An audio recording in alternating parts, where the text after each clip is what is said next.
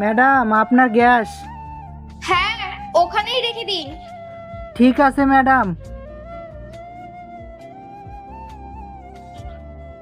বুবাই এখানে?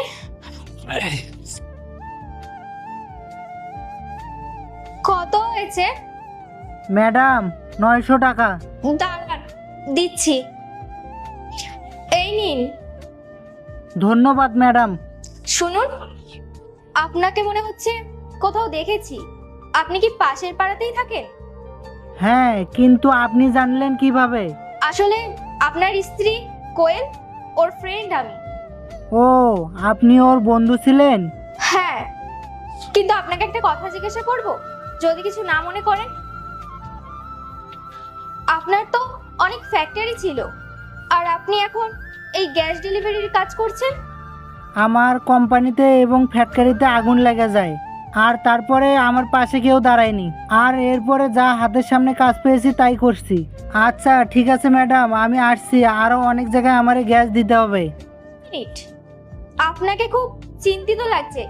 আপনার কি কিছু হয়েছে? আমাকে বলতে পারেন। না না, কিছু না। না, আপনি ঠিক নেই। আপনি চাইলে আমার সাথে শেয়ার করতে পারেন।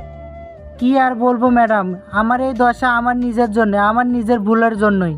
তার আগে দেখবো কারা শয়তানকে হারিয়ে আল্লাহকে ভালোবাসে। যারা আল্লাহকে ভালোবাসে ভিডিওতে লাইক করে চ্যানেলটি সাবস্ক্রাইব করে দাও। শয়তানকে ভালোবাসো, ভিডিওতে লাইক সাবস্ক্রাইব কিছুই করতে হবে না, কমেন্ট করো আল্লাহু আকবার।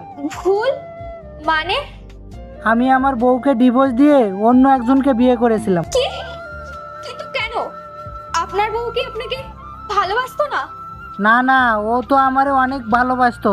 আমি একটা অন্য মেয়ের পাল্লায় পড়ে পাগল হয়ে গেছিলাম। আমি ভাবছিলাম ওই মেয়েটা আমারে বুঝে অনেক ভালোবাসবে। তারপরে বিয়ের 2-4 মাস পরে ও আমার জায়গা জমি সব লিখে নেয়, আমারে নিঃস্ব করে ফেলে। এরপরে কি হয় দেখতে চাইলে পার্ট 2 লিখে কমেন্ট করো।